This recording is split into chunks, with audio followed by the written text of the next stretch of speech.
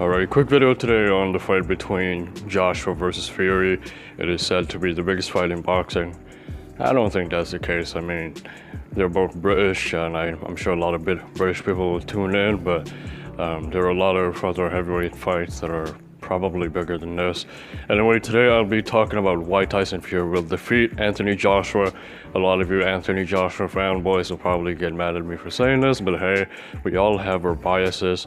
I don't really watch a lot of heavyweight boxing, and I don't have any particular favorites, but I do see different technical details that tells me that in some way, Fury will defeat Joshua and outbox him. So let's get into it.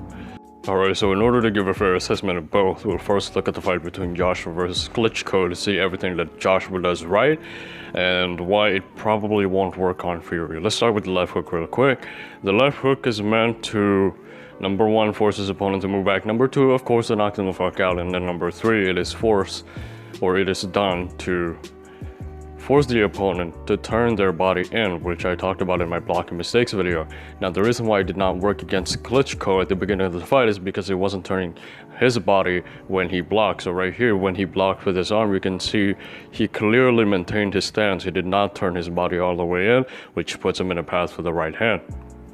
Here's another one right here. The left hook will be thrown again, but again, Klitschko is really good at defending himself. It did not turn all the way out to the other side when he decided to block that one. And then there he blocked it with his arms. Now when he did turn the blade, you can clearly see that he got in trouble for this because he started getting caught with different shots. So there he got, so right here he first turned his blade on the right hand, right?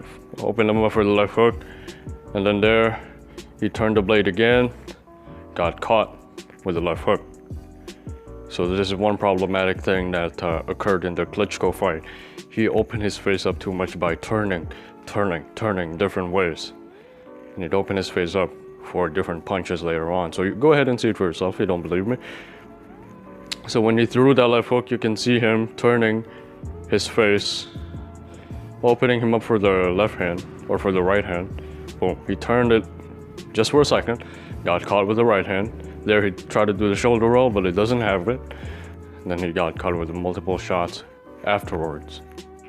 Alright, so the next thing I want to emphasize is his ability to pressure you and force you to lean back while still using footwork in order to move back, which makes it difficult for any fighter pretty much.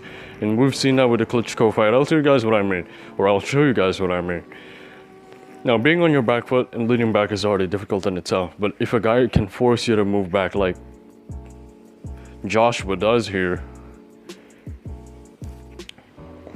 really makes it effective and it makes everything easy for him. So just look at it for yourself. Again, leaning back in itself is already a difficult task for any fighter. If you are forced to move back while leaning back at the same time, now it makes it even harder for you to counter. So if you look at Klitschko here, he's clearly on the back foot and he's moving back to the ropes. He can't counter, he cannot time Joshua because his balance is simply way off.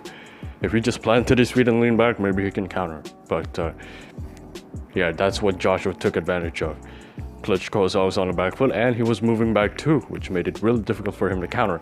Against a guy like Fury, I don't think that will happen because Fury may be in one place, but it's never in the other place, which means that he might be moving back, but he's not leaning back. He might be leaning back, but he's not moving back. It doesn't do them both simultaneously, which makes it hard for him to counter. Only time you'll see him leaning back while moving back is when he gets trapped on the ropes.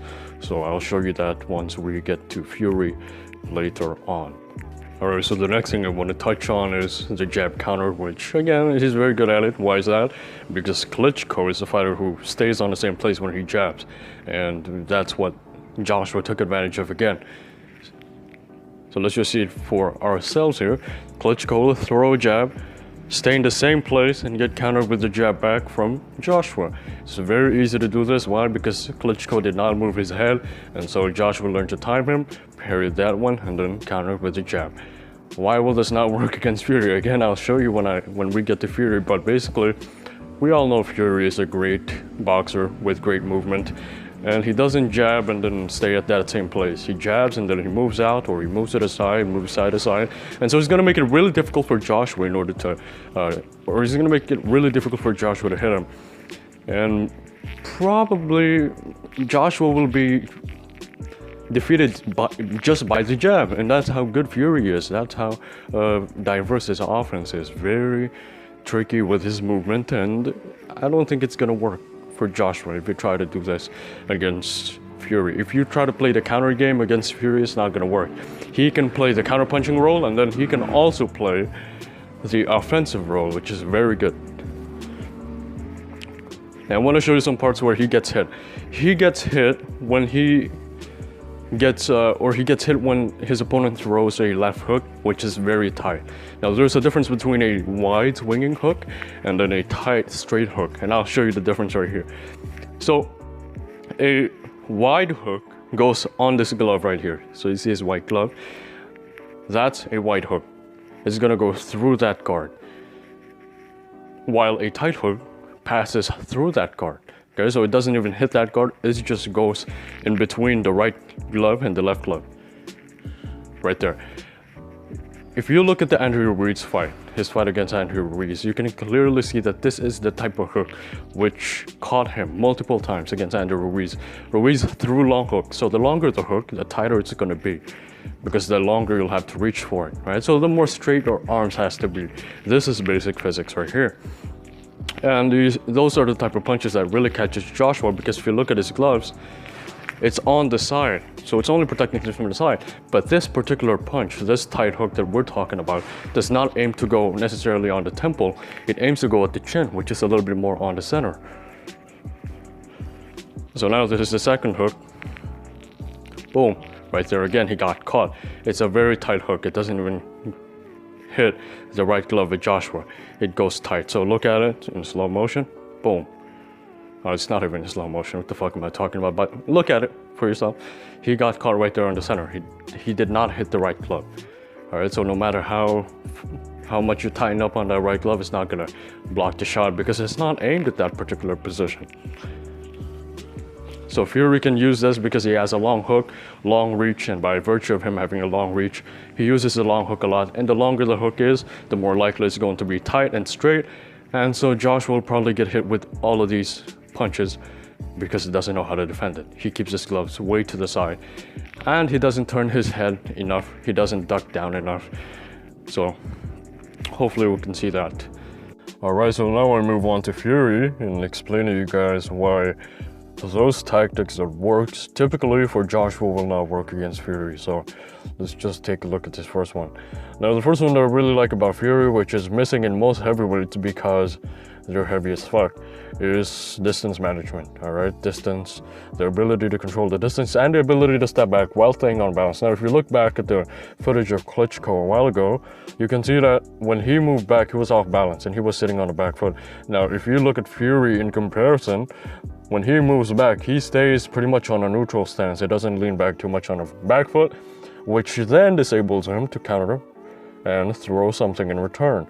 So from this position, he can still counter off of it. If Wilder decides to attack him or go forward, he can counter him. And this will be the same situation that will happen if Joshua decides to attack him. He's too slick and he puts a lot of emphasis on his balance that honestly, if Joshua decides to jump on him, he has a plan to counter. Now let's look at this footage real quick. We'll see his ability to maintain the distance once again.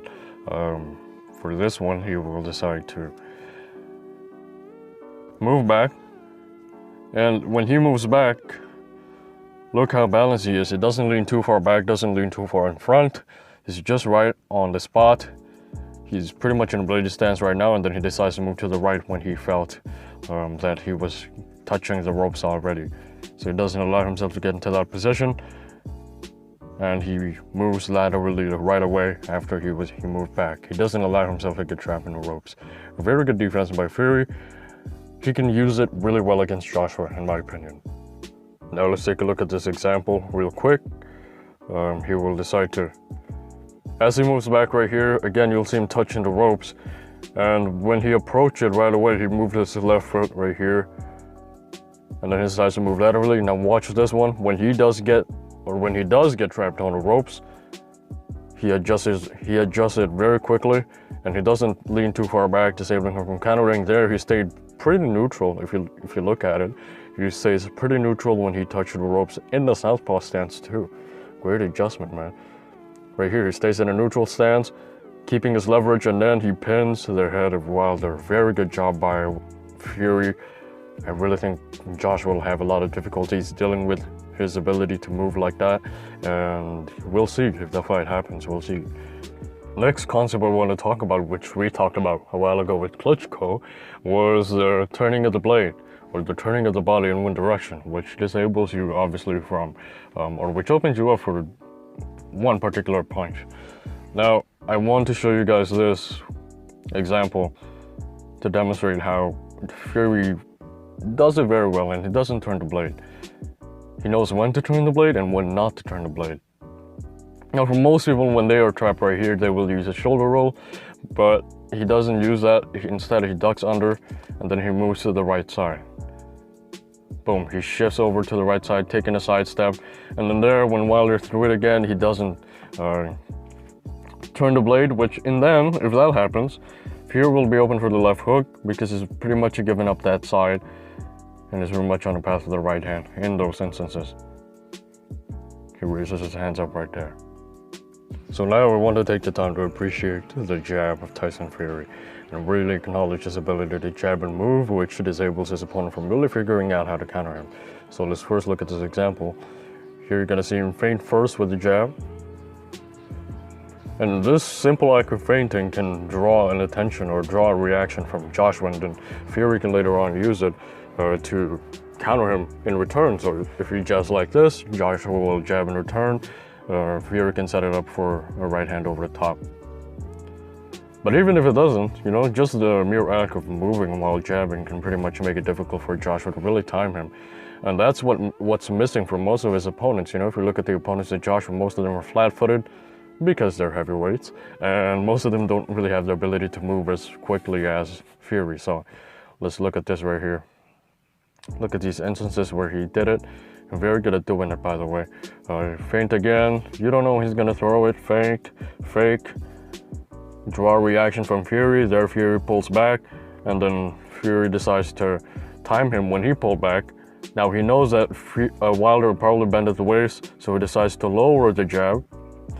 But unfortunately, he wasn't able to hit him there. Now, if Fury gets to read the reactions and the patterns in the movement of Anthony Joshua, he can really set it up with some feints. He can feint him, he can fake him out, starting off the fight. This is how I see the fight going, okay? So most of you motherfuckers can finish the video right now.